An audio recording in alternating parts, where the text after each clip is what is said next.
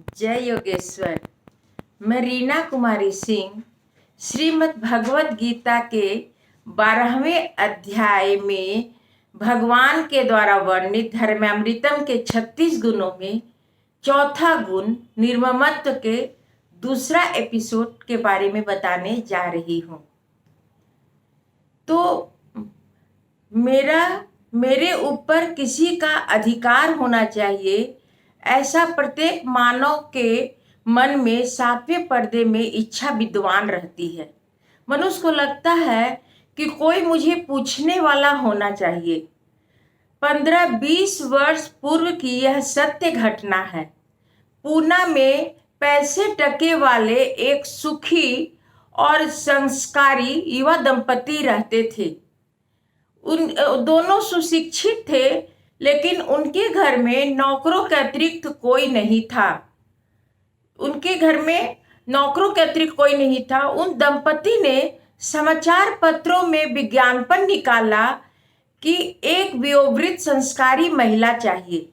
विज्ञापन पढ़कर एक वयोवृद्ध संस्कारी सात्विक महिला ने आकर पूछा कि मुझे क्या करना है। भाई ने कहा कि वैसे हमारे घर कुछ काम तो नहीं है। भोजन बनाने के लिए रसोइया और अन्य दूसरे घरेलू काम के लिए दूसरे नौकर मौजूद हैं, परंतु मेरे और मेरी पत्नी के मायके में कोई वयोवृद्ध व्यक्ति नहीं है जिसे मैं अपना संरक्षक समझ सकूं। मैं सुबह बैडमिंटन खेलने जाता हूँ तो खेलते ही रहता हूँ और जब मन में आता है तब लौटता हूँ। इसी प्रकार जब शाम को घूमने जाता हूँ तो देर रात से को लौटता हूँ। इतने देर से क्यों आए, कहाँ थे, ऐसा साधिकार पूछने वाला कोई नहीं है। बस यही काम तुझे करना है। सचमुच में हम लोगों को माता पिता के कीमत का पता ही नहीं है। यदि देर से घर आए और घर में माँ हो तो वह हमें धमका सकती है। माता और पिता के अतिरिक्त कौन धमका सकता है?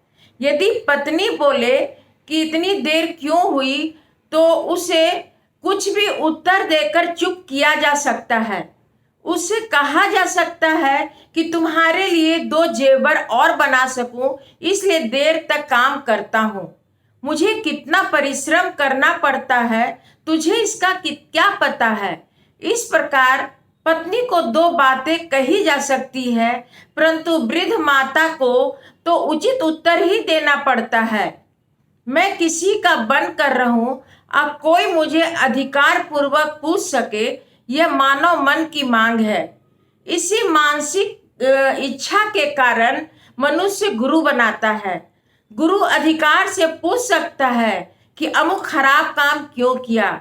स्त्री के मन में भी यही भूमिका होती है कि मैं किसी की हूँ और किसी का मुझ पर अधिकार है। इसी मानसिक इच्छा के कारण स्त्री को जल्दी मुक्ति मिल जाती है। वेश्या के पास कितना वित्त और वैभव होता है। अनेक पुरुष उसके पास आकर उसकी खुशामद और प्रशंसा करते हैं, फिर भी वेश्या का उसका अंतर्मन दुखी रहता है। क्या उसके पास कुछ कम है? नहीं, उसके पास बहुत है। उसके आंखों के इशारे पर नाचने वाले भी बहुत होते हैं, फिर भी उसके पास सबसे बड़ी कमी यह होती है कि मैं किसी की नहीं हूँ। वह नहीं कह सकती कि मैं किसी की हूँ, और यही दुख उसका सबसे बड़ा कारण है। रामदास स्वामी प्रभु राम से कहते हैं कि यह शरीर तेरा है और तेरे ही इसका उपयोग करूंगा।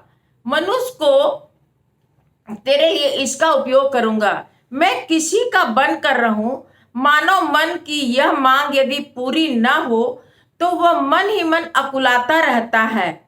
किसी का बने बिना अपनापन नहीं जाता, और अपनापन के जाए बिना मम नहीं छूटता। अब मम के छूटे बिना मनुष्य बंधा रहता है, और बंधे हुए मनुष्य भगवान विवाह कैसे कर सकते हैं? कि मम को छूटने के लिए पृथ्वी अनुपयोगी और खराब है ऐसा नहीं कहा जा सकता है, क्योंकि पृथ्वी सुंदर और उपयोगी है। मम को किसी वस्तु के साथ मिलाना, लय करना ही नमम का एकमात्र मार्ग है। इस प्रकार यह धार्मिक धारावाहिक श्रीमद् भगवत गीता का धर्मामृतम के बारे में जो चर्चा चल रही है, यदि आपको पसंद आई हो तो लाइक और सब्सक्राइब अवश्य कीजिए और अपने मित्रों रिश्तेदारों को भी इसको शेयर कीजिए। धन्यवाद।